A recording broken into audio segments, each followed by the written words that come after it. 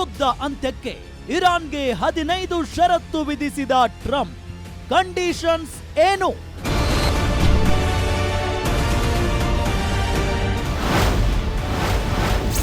ಅಸಾಧ್ಯ ಷರತ್ತು ವಿಧಿಸಿದ ಇರಾನ್.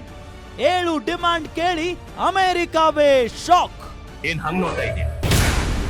ಶಾಕ್ ಆಯ್ತಾ? 1 ತಿಂಗಳ ಕದನ ವಿರಾಮ. ಟ್ರಂಪ್ ಪ್ರಸ್ತಾಪಕ್ಕೆ ಒಪ್ಪುತ್ತಾ ಇರಾನ್.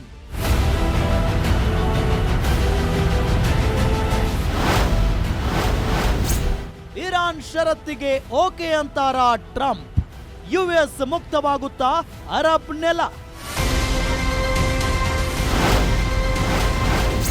ಕದನ ವಿರಾಮ. 15 ವರ್ಸಸ್ 7ರ ಸಂಘರ್ಷ.